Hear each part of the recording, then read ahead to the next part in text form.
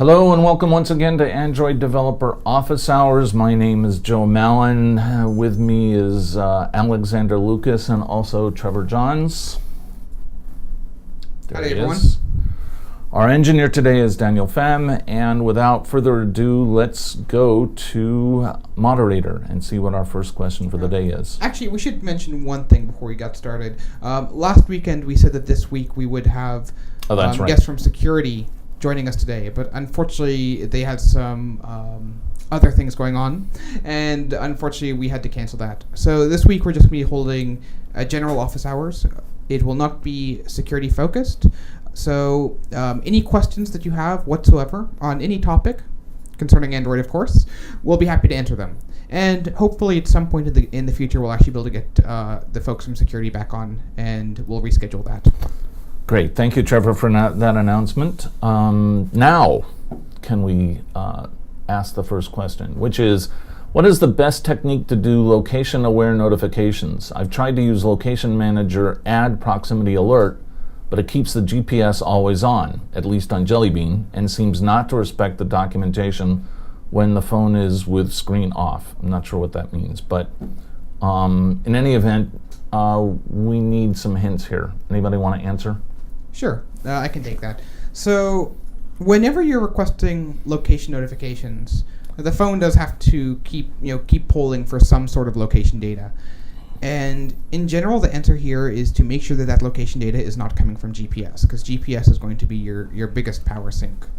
If you request the coarse location provider, that will use the network network location services. So typically that's things like Wi-Fi geolocation, that sort of stuff.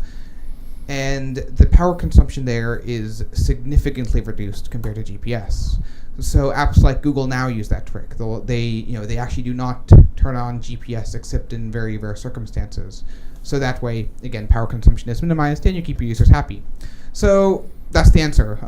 Make sure you're using the coarse location, or make sure you set coarse as your requested resolution when you're asking for location updates. Great, thank you, Trevor. Any other comments? Nope. All right, we'll move on. Let's say I want to add a feature to my app like SMS integration. Rather than scaring people off with that permission, should I make a second shell app that has the permission and same shared user ID that they can optionally install, or should I do something else? Okay, I can take this one. So first, I should say it's good that you're approaching this with the attitude of not wanting to scare people off with extraneous permissions. That said, if you think about this from the perspective of a user, if they download an app that does not have SMS permissions and less scary, but that app then says, "Hey, download my buddy app that's slightly skeezier," like you're going to come off as a Trojan horse, and it's going to look even sketchier than if you had included SMS integration in the first place. What you want to do, the correct solution, a lot of it depends on the details of like what you're integrating SMS for. If you're just trying to send messages to people, you might want to avoid having SMS built into your own app, and you might just want to intent when you're sending SMS messages out. If you're reading incoming SMS messages, then the best solution there is to just add the permission to your app, and within the description of the app, explain what you're using the permission for. That said, you should only really have to explain it if it isn't immediately apparent from the description of your app. Like, if your app is something that turns the phone on or off or plays music based on an incoming SMS message, like you don't need to explain the permission. People understand. I interact with SMS, therefore I need the SMS permission. If you're a flashlight app, you shouldn't have an SMS permission in the first place. So your solution is going to depend on what your app is, but the whole second app installation thing is definitely the wrong way to go. Right. And yeah, just to elaborate a bit on what Alex said there, if the core purpose of your app is not sending SMS, you should avoid bundling SMS functionality into your app and instead use intents to delegate to another application whose job is to send SMS. And besides the obvious, the issue of permissions, there's a second reason you want to do that, and that's because of the user experience. a lot of times, Google Voice is a prime example here. Users will install some other app that is responsible for sending text messages. Most of the time, those are apps that do go and use the normal SMS infrastructure, and they send it through their cell carrier. But again, in the case of Google Voice, those messages are actually routed over the internet and don't use the normal telephony stack on the phone.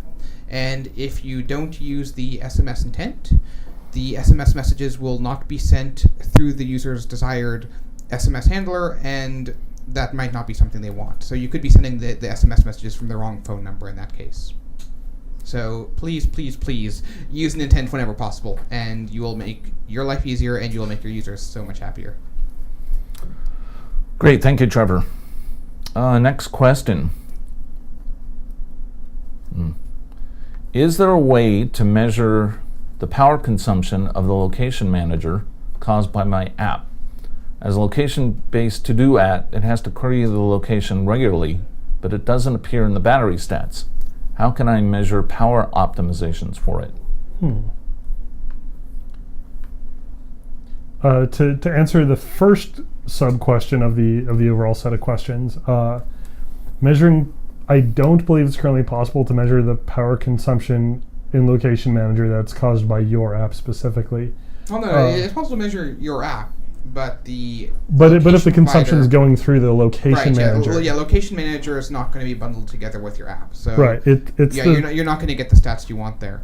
I can explain how we do it on the Android Eng team, and it's a little bit cumbersome. But we have a box that actually measures current draw from the phone, and so we'll plug a phone into that instead of to a battery. It goes where the battery contacts normally would be, and then we'll measure the actual power consumption coming out of the device. And so this is a hardware solution, and it is a bit specialized, but that's going to get you the most accurate numbers. Hopefully, for some future release of Android, we'll go and improve the reporting. We're always trying to go and give developers more metrics, especially for something as critical as battery life. But unfortunately, right now, the feature you're looking for just isn't part of Android. So, sorry about that. Hopefully, we'll get to it for you. I don't know how helpful the Magic Box is going to be for a location-based application like this. Well, it would give you the numbers. I mean, yes, it's going to be a weird test rig. It's not something you want to leave plugged in all the time, but it is an engineering tool, and so if that's the only option, then unfortunately, that's the only option. Okay, any other comments? No? The next question is, need to connect to a legacy SOAP web service over HTTPS. Service doesn't support OAuth, tokens, etc. So I need to have username, password. Once entered, is there any way to store the user's login credentials securely to prevent having to enter them again? And there was some comments put into... right, the comments from Christian in Germany was that you should use a custom account and then take a look inside of Android training. There's a...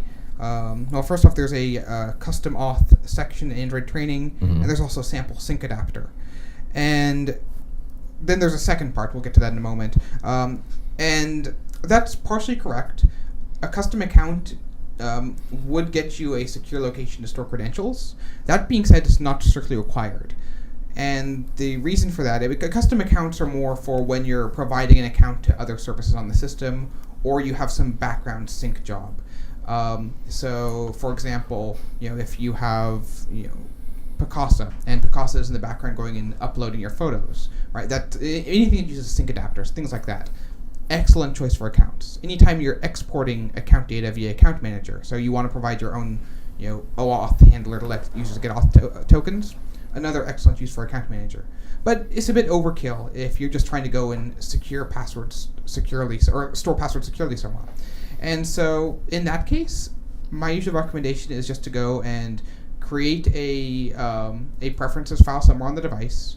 Make sure it's stored on internal storage, and that you've set the mode to private. Every application on Android is given its own unique user ID. Just typical Android or typical Unix UID. And if you set the file permissions to private, that means no other application on the system will be able to read that file except for your app. And so that's currently a recommended best practice for secure password storage, assuming, again, you're not falling into these advanced use cases where Account Manager makes sense. And that you'll find that's a lot simpler. So as far as the second part of the question was, the authenticator stores the password blank, but you can encrypt it using MD5 or SHA-1 and then decrypt it later. And I hate to tell you, but that's actually not going to work. MD5 and SHA-1 are what's referred to as cryptographic hash functions. And cryptographic hash functions are designed to be one-way. And there's a bunch of other fun properties to them too. But what that means is you can take some source text, feed it through, again, MD5 or SHA-1, you'll get your hash out, and there's no way to go back from that hash and get your original text back. For one, they're fixed length hashes, so the output is always going to be the same number of characters. You can imagine if you feed in a lot of data, if I feed in a megabyte of data and I get back 160 bytes, actually, I think it's 160 bits, in the case of SHA-1, I believe. Don't quote me on that. In any case, you're losing data. It's just simply not possible to go and recover the original password if you use those. You could go and use something like AES, and that's a symmetric cipher which will let you go and create some secret key, embed it inside of your APK, and then write that to disk, and then later unencrypt, again using that same secret key inside of your APK. And that would give you a little bit of extra security. I think in most cases, using the file permissions built into Android is enough. In the exceptional case where you have a user that's rooted their device, and there's a malicious app on the device that's taking advantage of this to break out of the sandbox and read from other files, this would protect you against this as long as it's not a targeted attack. But for general purpose, that's going to be more than enough security for most users. And at this point, we're falling into an edge case within an edge case.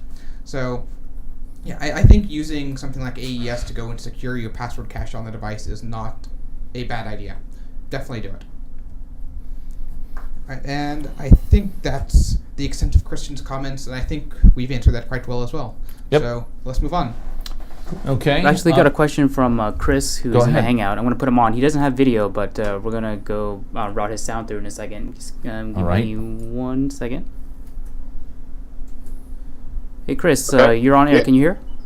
Yeah, I can hear you. Can you hear me? Yep. Hey, Chris. All right, great.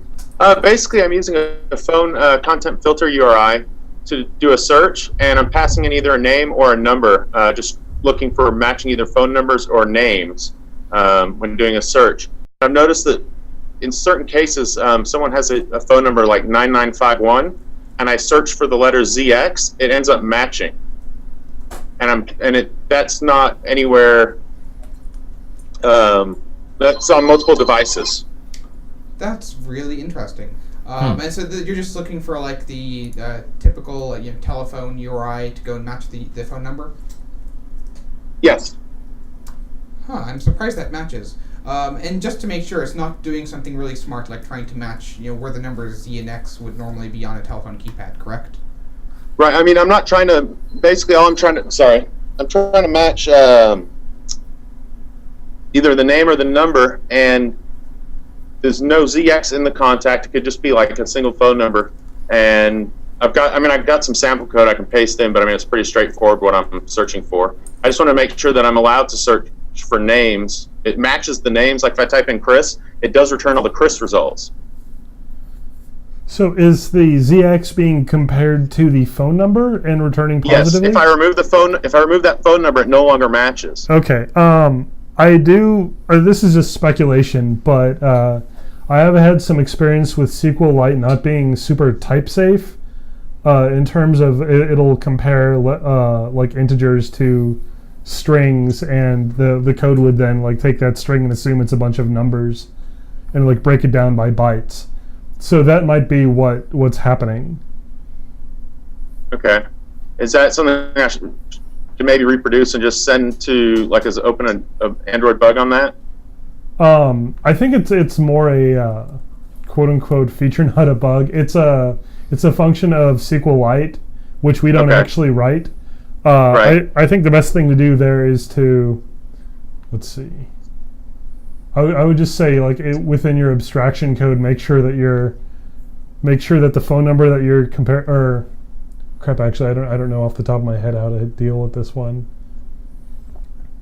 That's a good question. Yeah, I'm not enough of an expert as to how SQLite searching works. I mean, I think this is a perfectly reasonable thing to bring up on the SQLite bug tracker. and see what the developers there say about how searching should work. That said, you're going to have to go and make sure you explain it in the context of SQLite, not Android. And it's entirely possible they might say it's a feature, not a bug. But SQLite works the way SQLite does on all platforms. So our hands are sort of tied as to modifying the functionality there. I have a question. You said that you're using to query phone.contentFilterURI? Yes. Okay, so phone is, what's the parent class of phone? I think it's common data kinds, I think. Okay. I just wanted to check. I think that's what There's so many different classes in that package that, I have trouble keeping them apart. Yeah, it is common data kinds.phone.contentFilterURI. Hold on. Yeah, I'd have to look it up to see exactly what that thing does, but I think you should be okay, and I think the database thing that Alexander pointed out is probably worth pursuing. Okay, I appreciate it. Thank you. All right, Sure. we actually have another question for the Hangout if that's Okay. it for you, Chris. Shoot. Lucia, I want to put you on air. Give me 1 second.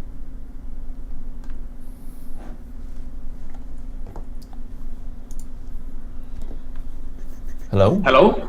I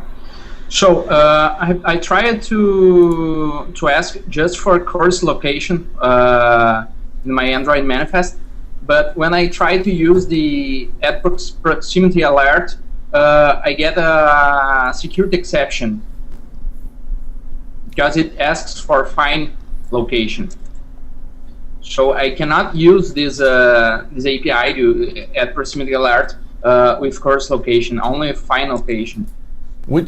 No, there's two different. Well, I don't know exactly what you're doing, but there are two different permissions.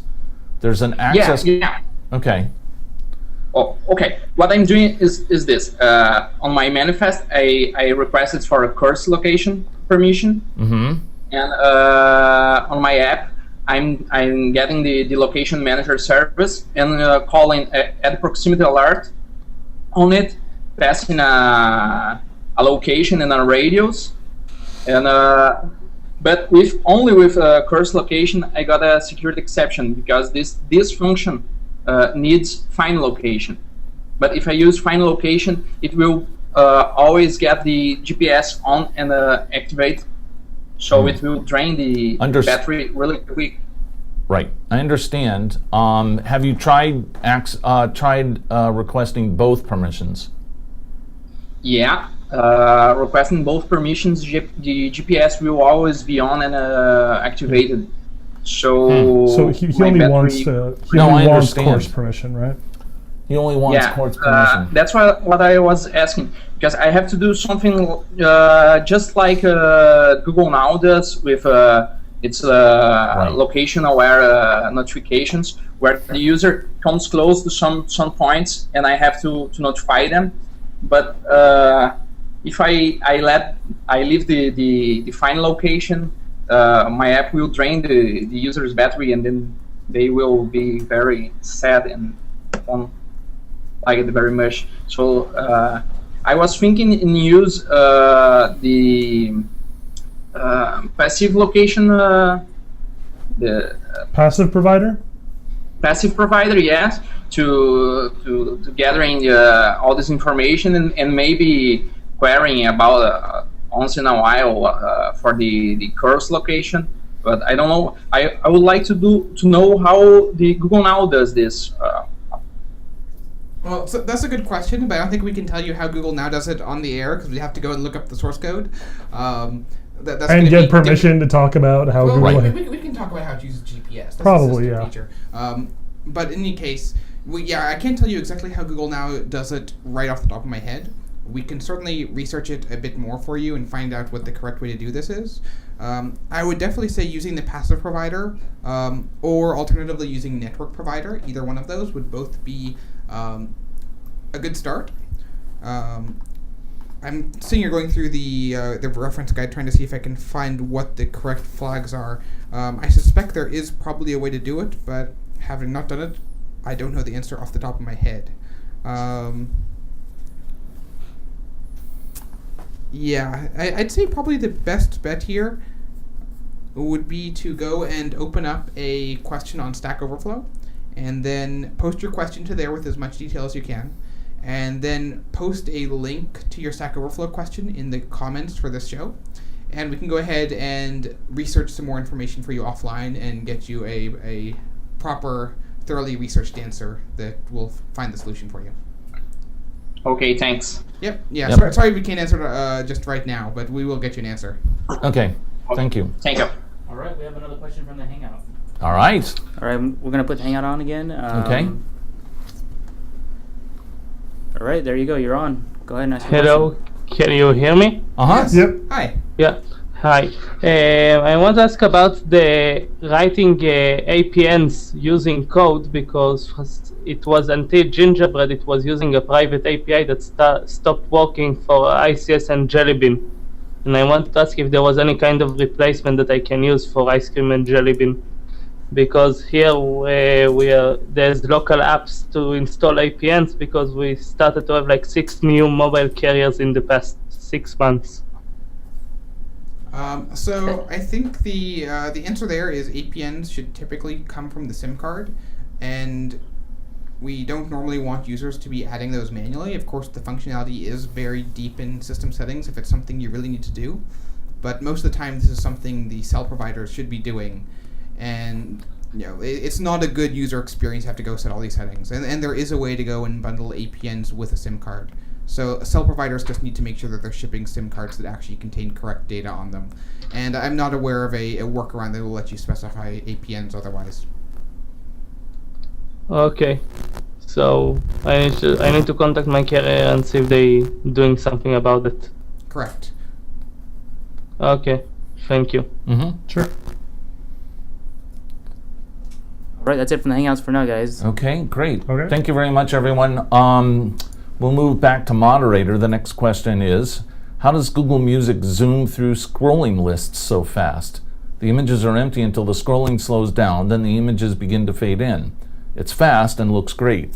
Is this only possible in Jelly Bean? How's this done? Okay, I can take that. So the answer here is you want to make sure that you're loading your images asynchronously off the UI thread. And you can do this, the simplest way is to do an async task. It's not the most intelligent way, but it'll get you 95% of the way there.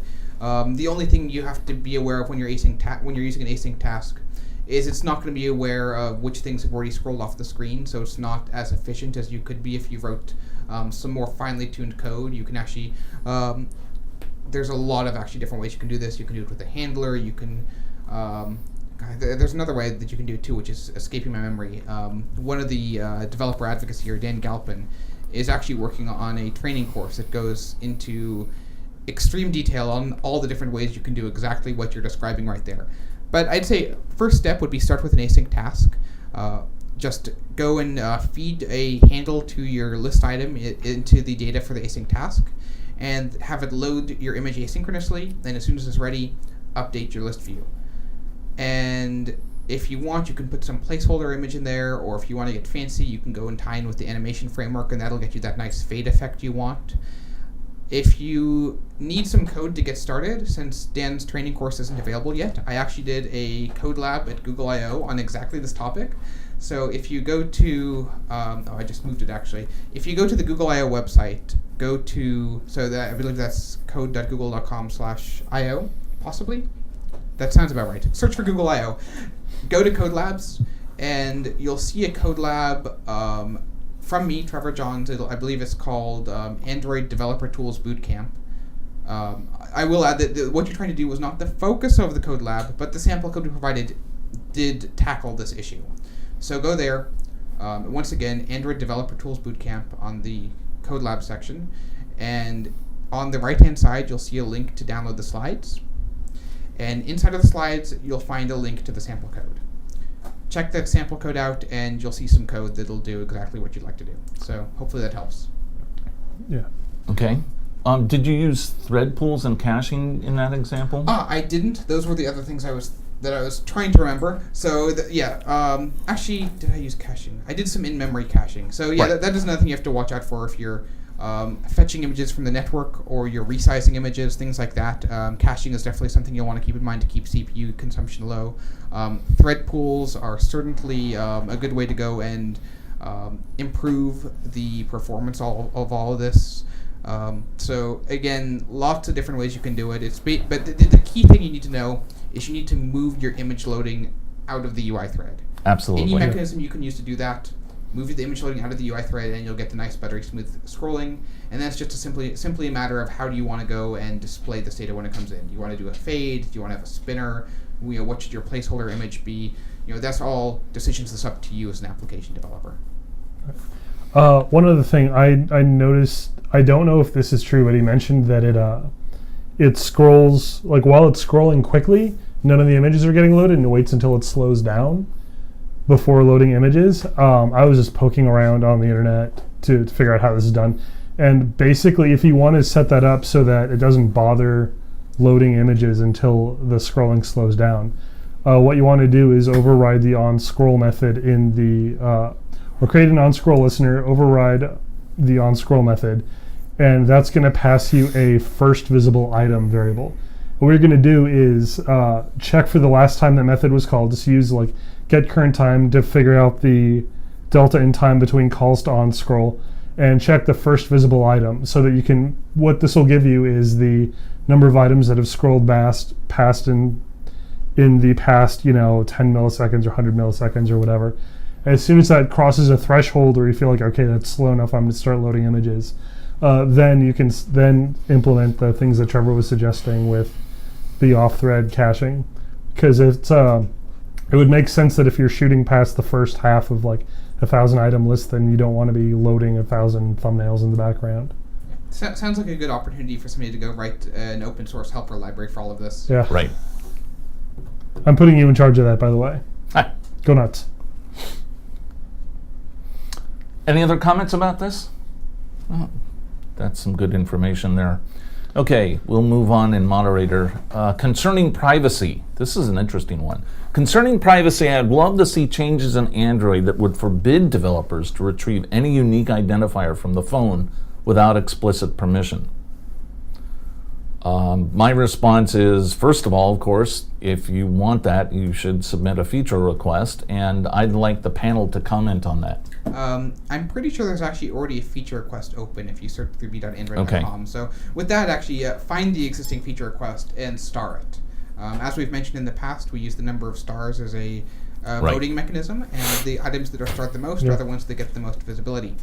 Which isn't to say we don't look at the others too, but it lets us know how popular something is. Right. So we do have various controls in place to make sure that the more sensitive identifiers are not exposed. So the IMEI is inside of the phone state property, and there is some rather scary Yeah, I know. It's on there. Yeah. In the, It is in the comments. explicitly called out as an awkward place to put that. It is. which- We do have some scary warning text around it, which is, in my mind, completely appropriate because that is a scary thing to access, as well as the other information you get with that property is also things you should be warning the user about. There is certainly an argument that we should move this into a different permission entirely, and I think that's valid, but it's not something that's been implemented yet. So again, an excellent feature request there. I will add that the other non-secure identifiers on the phone, which would typically be the Android Secure ID, is not a terribly sensitive permission in that it is there is a way to reset it. It's a little awkward. It's reset every time you do a factory reset, but there is at least a way to go. It's not as immutable as a hardware ID is. So there is that. Now that said, I totally agree with you that the correct way to do this is to have each application generate their own UUID, and then make sure that that way there's nothing you can correlate between apps. I absolutely agree. I've actually filed a feature request about this myself, so maybe at some point in the future we might see this, but we can't talk about the roadmap, so I can't tell you what is or is not coming. But that said, we do have a very, very lengthy blog post that goes into a lot of detail to try and encourage developers to do the right thing. And in general, as an app developer, try for your own users' privacy, try and limit the scope of what type of identifier you're requesting. Right. I would agree with that wholeheartedly. In fact, I found this is an interesting question because there's lots of developers that also contact us saying, what can I use as a unique identifier for the device?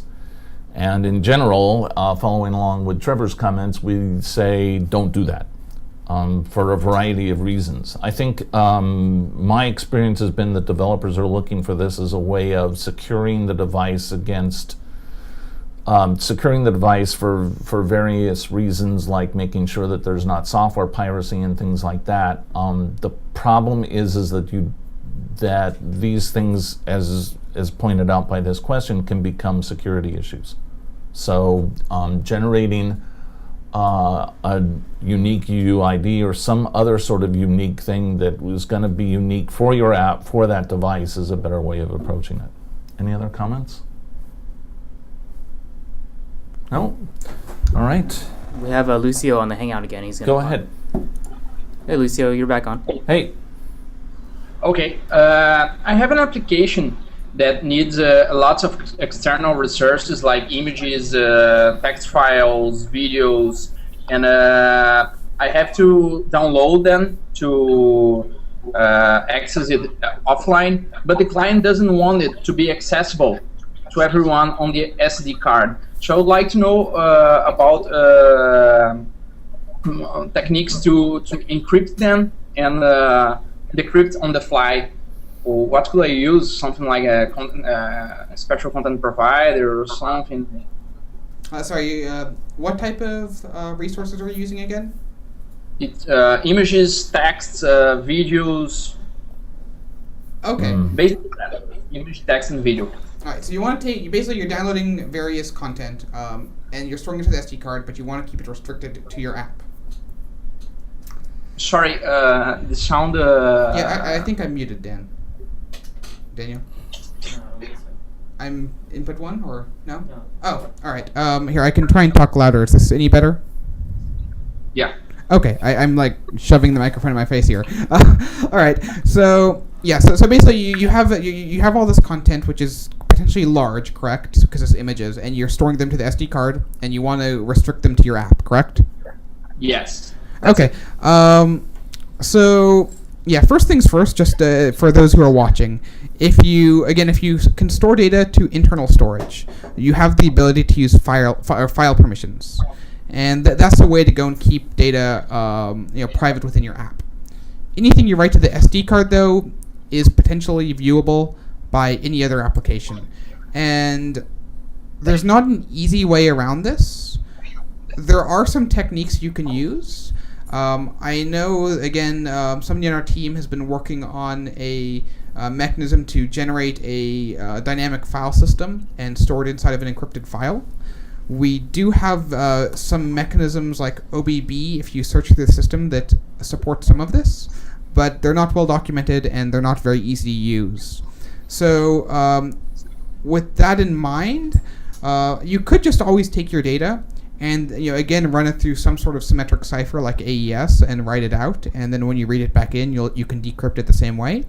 The thing you have to keep in mind, though, is just you're going to have as much space in memory, for the complete decrypted content. Actually, no. Even then, you could probably stream it out and decrypt as you stream.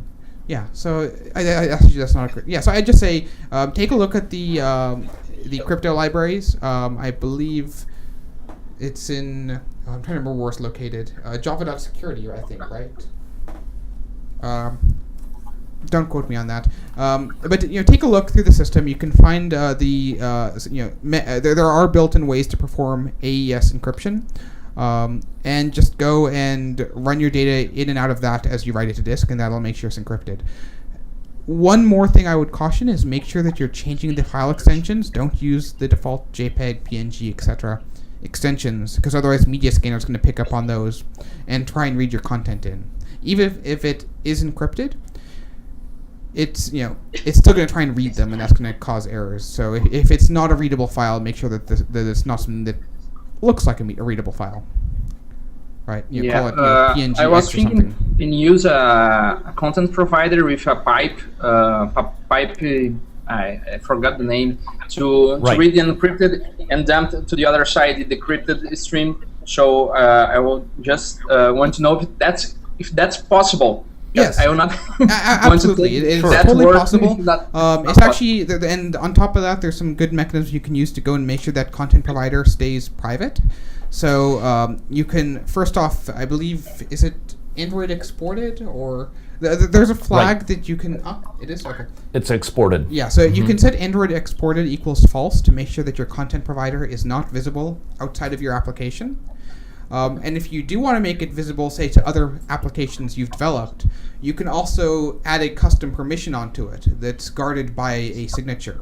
So only applications that use your signature will be able to Right. access that content provider. And so that way, your content provider, which is doing your decryption, will only be accessible to you.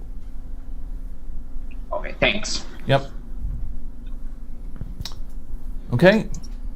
Thank you. That was an interesting question. Yes. Anybody else on the Hangout? Okay, let's move forward. In moderator, when are you going to handle .apk file splitting for over 50 megabyte files on the Google Play server side instead of having developers worry about this? Like me personally, Are you personally worried about this? I'm not really, no. Okay. Okay. I guess it's Google as a whole. Okay, to sort of split the question into subparts. First of all, uploading, for instance, a 200 megabyte, let's say, APK, and having our servers magically chop it up into smaller pieces that are going to play nicely together. Like, I guess, do the OBB separation server side, and then alter the code. That's not going to work. There's no way that we can inspect an APK, split it up into sub pieces, predict the way that the developer is intended for the code to access the resources, and then just like turn it into an OBB that's going to work client side. We do have certain facilities in place. I assume when you mean when you refer to having the developers worry about this, you mean the OBB functionality. We have Dan Galpin, one of our teammates, wrote some really great sample code and a library, a really great helper library that's downloadable via the SDK that makes implementing OBB actually not very hard at all. Does the virtual file system stuff, the zipping, like just handles all that stuff, the little progress bars, like handles all that stuff for you.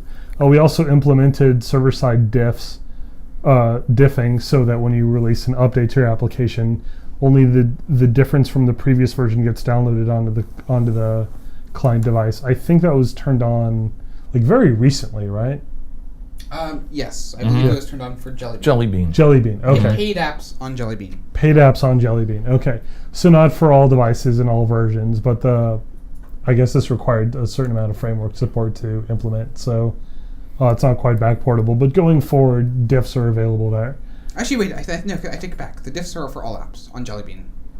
Yeah, All not apps just on paid. Jelly Bean? All apps on Jelly Bean. I was thinking. Okay. I was thinking of the encryption The function. encryption, right, the encryption is paid only, Right. but diffs are... Diffs are for all apps on Jelly Bean and above. Right, okay. Yeah, and I'll add one more comment here, and maybe cast a little bit of light on why things behave the way they do. So when you download an APK, there's a dedicated partition in your phone called the cache partition, and that's where the APK is stored before it's installed. And on most phones, the cache partition historically has been limited to 50 megabytes. And that's where that 50 megabyte limit comes from. So if you try and install an APK that's larger than 50 megabytes, it does not fit in the cache partition and the download fails. So this is a technical limitation of Android devices. Like Alex said, we can't magically split your APKs up into smaller chunks. And we similarly can't accept a large APK and try and push that to devices because devices physically cannot accept a larger APK. So that hopefully that at least explains why things are the way they are. All right, let's move on to the next question. All right. I am right there. Do you plan on adding an FM Tuner API? It's the only phone hardware that lacks proper Android support, and as a result, there are hardly any apps for FM radio. The issue is quite popular, and it cites code.google.com issues detail. So I'm assuming that there's a feature request that's been very popular. Yeah. Comments? We can't talk about the Android roadmap, so the feature request is definitely in the system. We're aware of it, but I can't tell you what our plans are going forward. Right. We don't even have the time machine sitting here right now. I think it's on one of the back shelves, but it's Either that, that's or how it's broken it is. Either that, or it's working and it's That's somewhere right. else. It's off someplace. Yeah. Well, or sometime. really. Sometime and someplace. Okay. Yeah. So we can't predict, we can't comment about the future, and we'll have to move on to the next question. I'm trying to draw a larger bitmap onto a canvas. When I scale, I'm having a hard time scaling while keeping the center point constant. I'm doing a canvas.save, canvas.scale, and I need a little help with a canvas.translate. Yes, and inside of the comments, Adam, the person who originally asked the question, posted a large block of code. Yeah. So, yeah, you did. Unfortunately, I don't think we're going to be able to. This is another one where we can't answer it on the air because we're going to have to sit down at the whiteboard and figure out what you're doing.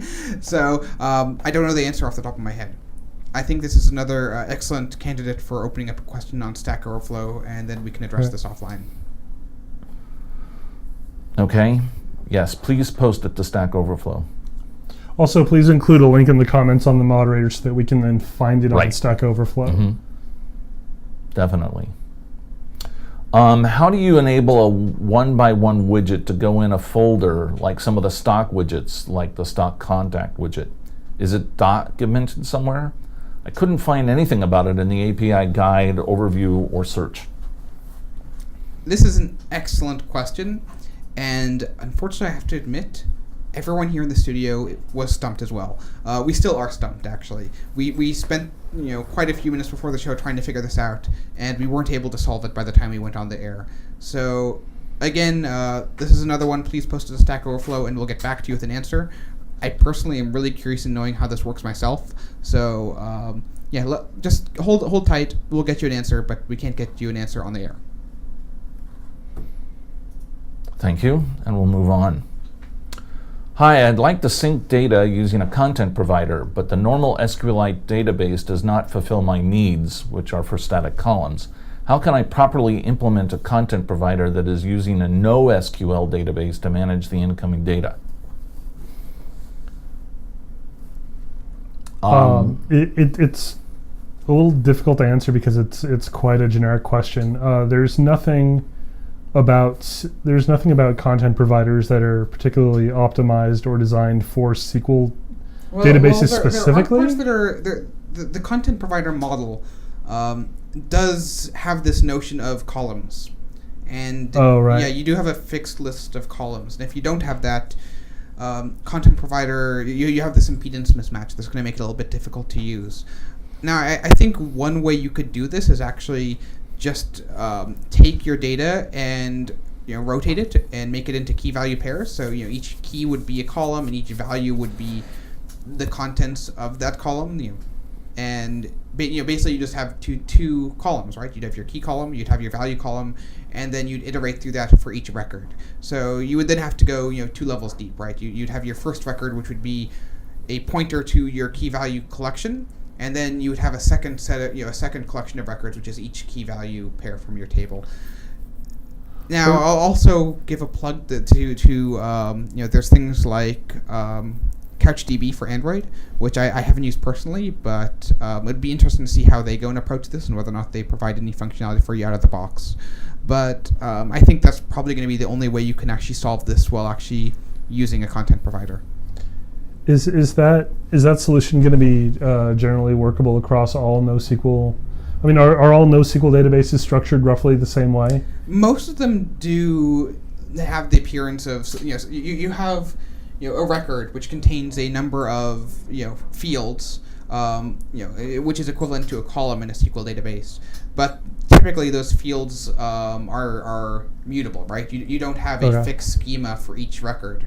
And so that's where the problem comes from. So most of them still do have something similar to a column. It's just the columns can change. So that's where the problem's going to come from, and most of them do follow that general model. Well, but do the number of, just off the top of my head, do the number of columns in a record change? Yeah, They they do. can. Now you could go and just have, say I'm going to support up to 20 columns or up to 200 columns, and just name them your data 1, data 2, data 3, and you'd need some sort of, you still need some way to go and map those columns to the actual field names. Right. But Well, if it works for your app, that might be a workaround.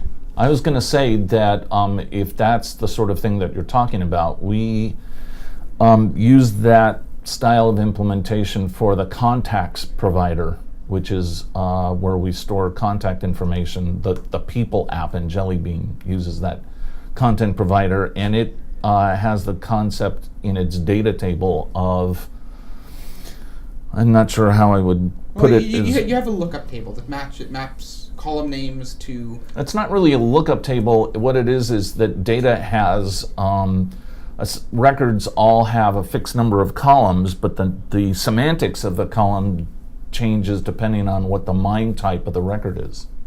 So Right. that if you read a record and you know that its MIME type is a phone MIME type, then the data one column maps to something that's really a phone number. Right, but a lot of these databases, even with the a similar record type, the fields can change. That'd be difficult. Right. Yeah. But if you do have at least Yeah. some stability there, that might Yeah. be a workaround. One other thing actually that just popped into my head, and I have no clue how well this would actually work for you, but you could just again go and define a number of anonymous columns, data 1, data 2, data 3, etc., and place a the name of the column as the first part of the value. So say you're storing a person record, right? Data 1, the value could be first name : John. Data 2 would be last name : Doe. And then read in all of those, and then run each of those through Split to go and extract what the type of the field is. Yeah. That sounds like that sounds workable. It does sound like a bit of a wedge Oh, to is getting it? a NoSQL database into Well, SQLite. Wait, That's what you're doing. I mean, Content well, I mean, Provider was modeled it- around the idea of a SQL Well, database. So. but I mean, you can backend a content provider with, like, let's say a file or shared preferences Right. or something like that. It's an abstraction. Right, but it's still going to go and it still has the mechanism there for doing lookups. Right. There's still a lot of stuff in there Well- that assumes you have these columns, and the columns don't have to map to a SQL database, but you still do have a fixed set of columns. Right. I would say that the idea of the content provider is that it has semantics for specifying queries and modifications, and it also has semantics for what the return what should be returned. And other than that, it doesn't specify anything about the implementation. This means that if you have something which doesn't fit into the normal structure of a SQLite database, then you're going to have to do more work inside the content provider. And it's really difficult for us to give a definitive answer about what that work would be, if other than being able to look in detail at your problem. But what we've covered is there's way to mimic NoSQL databases with SQLite databases by using generic columns. This is what I would use. There's ways of doing it with storing the information about a column in the column. And then there's ways of doing it by just having a NoSQL database within the content provider and then doing transformations. Yeah. And I'm going to recommend one other possible workaround here, and I feel guilty recommending this because it's not the Android way, but you could actually create a service and add a binder interface that'll let you, actually, transfer the data in whatever format you like and avoid the content provider interface. If you're exporting your data to other applications, this is probably not the right way to go. But if this data is only being consumed within your applications, then that suddenly becomes a lot more workable.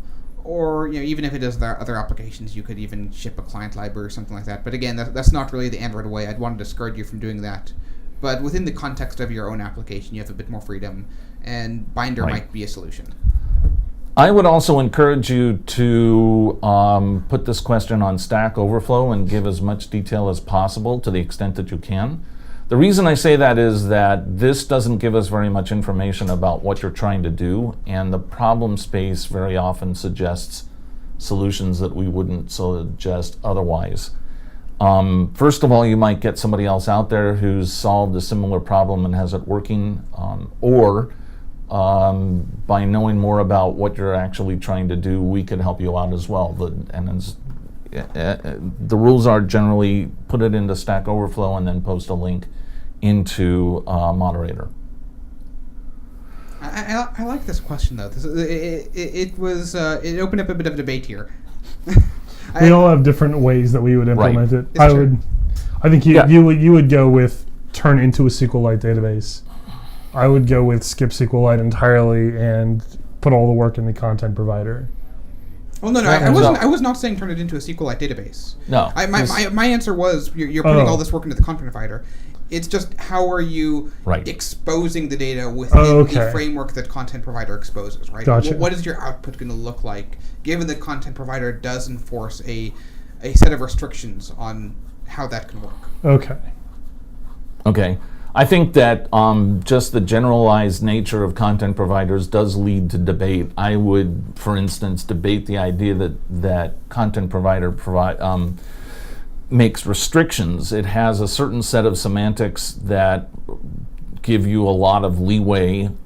Sometimes they don't work, but they're not meant to be restrictive. And having said that, I'm going to go on because I'm the moderator. Next question, I'm creating a gallery with pinch zoom. As I see it, there are two options. Use the UI toolkit, or 2, extract parts of Android's built-in gallery app. It's open source. Which approach is recommended, or is there another approach that would be better?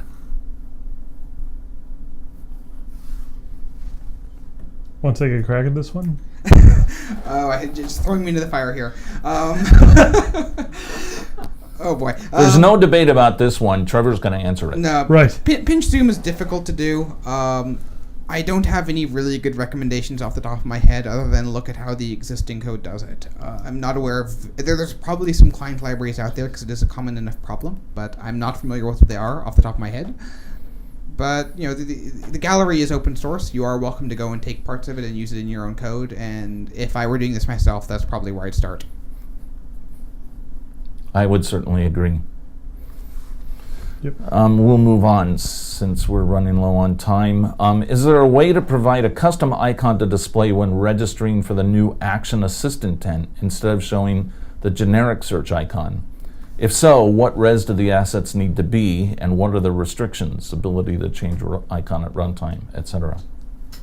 So Action Assist uses something called a labeled intent, which unfortunately nobody on our team has actually had the pleasure of working with yet. As of 2 hours ago, I asked a number of people and they'd actually never heard of labeled intent before. So I don't know the answer yet. It's new. I'm really curious again to know what the answer is here, so please post a question on Stack Overflow so we can research this and get an answer to you. I suspect the answer has to be either you can't do it or there is a way to do it.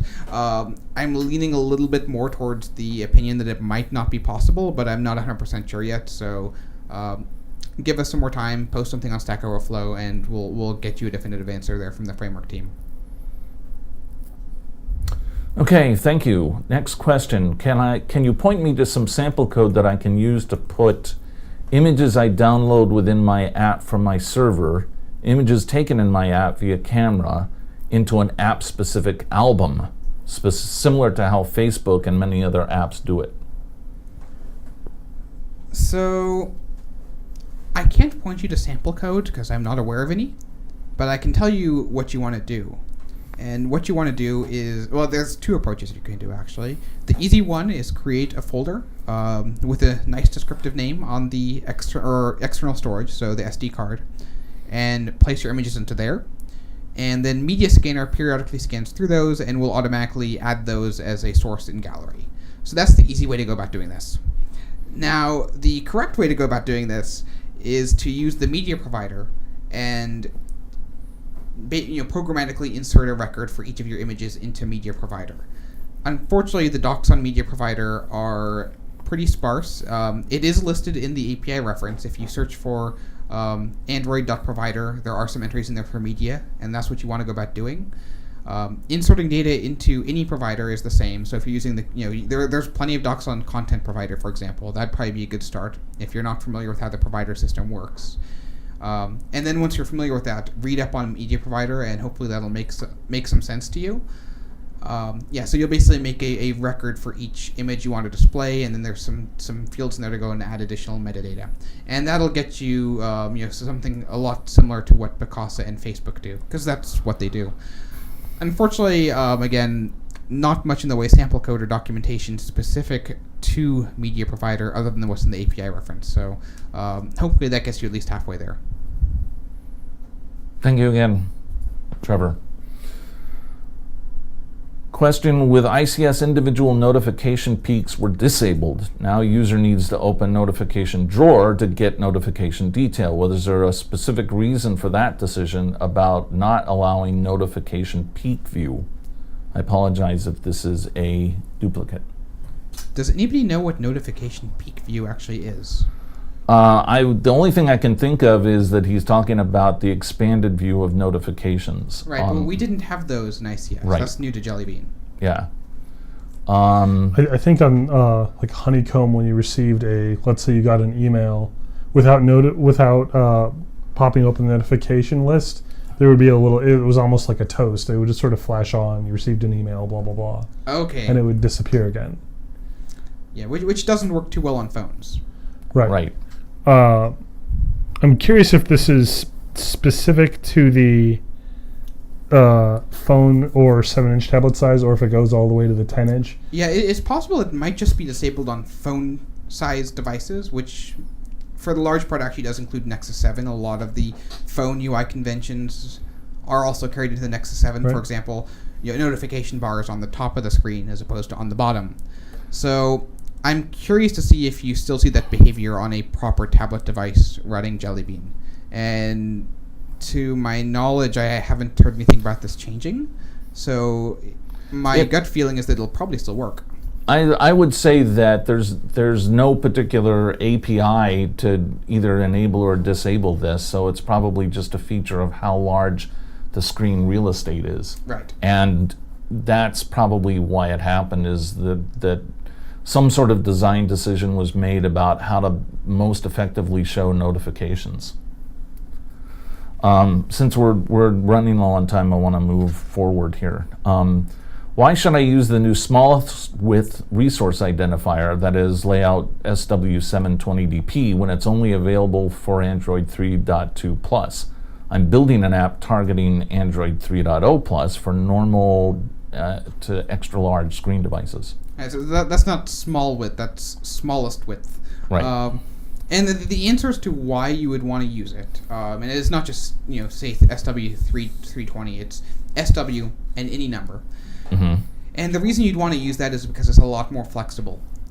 It turns out that there's this gray area right around 5 to 7 inches where it's not really clear whether or not something is a tablet or a phone. It's sort of this tweener device is what we sort of informally call them. A good example of this would be the Dell Streak. And depending on the app, sometimes it makes sense to treat it as a phone, sometimes it makes sense to treat it as a tablet, and sometimes it makes sense to do an entirely separate UI. On top of that, we have the Nexus 7, and then, say a larger device like Zoom. And again, you may want to do different UIs for those, and it's not, basically the entire large screen bucket is ambiguous. And then add to that you now have all the, a lot of different tablet sizes as well. It's not always clear, how you want to break up your UI. So we just give you a lot more flexibility. That's the reason why. It's more flexible. We leave the decision up to you as a developer where it makes sense to draw the lines, where you have a tablet UI, a phone UI. Do you have multiple tablet UIs? Do you have multiple phone UIs? It's just using those screen buckets was too complicated. They're still there. We still support them. You're still welcome to use them. If they work for you, keep using them. But, keep in mind that the new options are more flexible. Okay, and I think we'll take our last question now. Input method manager hides soft input from input method, and Windows set soft input mode, window manager layout param soft input state always hidden, hides the keyboard. but views added window manager add view params from service does not have a window. What to do? What to do about what? Yeah, I'm not really clear what the question is going after. Yeah, there seems to be a clause in your sentence missing there. Right. You know, I would suggest honestly that you put an expanded version of this question on Stack Overflow and then link into the moderator so that we can help you out. I mean, definitely it looks like there's something going on here with input methods that we could help you out with, but not from the information that we've got here. Okay. And since we didn't answer that one, let's try this one last one that doesn't have a link to Stack Overflow. And I have an app that has a child lock using a custom launcher. However, when the app is closed and the home button is pressed, the dialog that asks for the default launcher is shown. Is there a way to reset the default launcher to the Android launcher?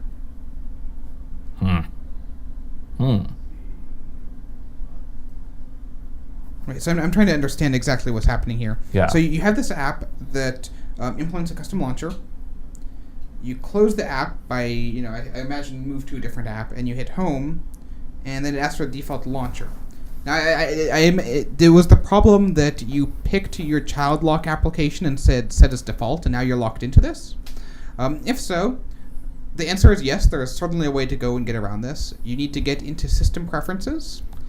Or settings, excuse me, you need to get into settings, you need to go to apps, find the app in question, your child lock app, and click on that, and there'll be a clear defaults button. When you push clear defaults, it will remove any saved settings for intents, as far as what the preferred app is to handle intent, and the next time you hit the home button, you'll get that chooser dialog again, and then you can pick the system launcher. If for some reason you cannot get into system settings, Android does have a very rarely discussed but occasionally useful safe mode. And if my memory serves me correctly, the way to get into safe mode is to boot up the phone while holding your finger down in the middle of the screen.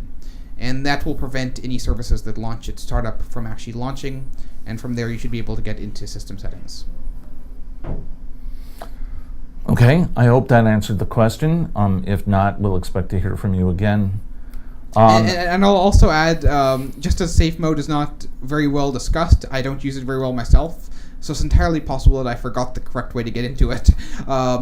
If it doesn't work, do a search and you'll find the correct procedure. Okay.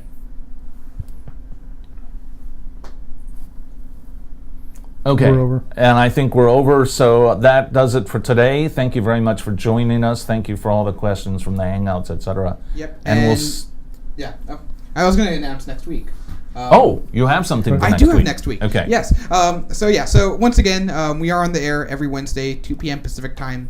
Be sure to join us next week, which is August 29th, where we'll have Bruno Oliveira, Adam Powell, and Richard Fulker joining us to discuss multi-versioning UI and UI navigation. So hopefully we'll Cool. see many of you there. That's awesome. Awesome, man. Until that time, same bat station.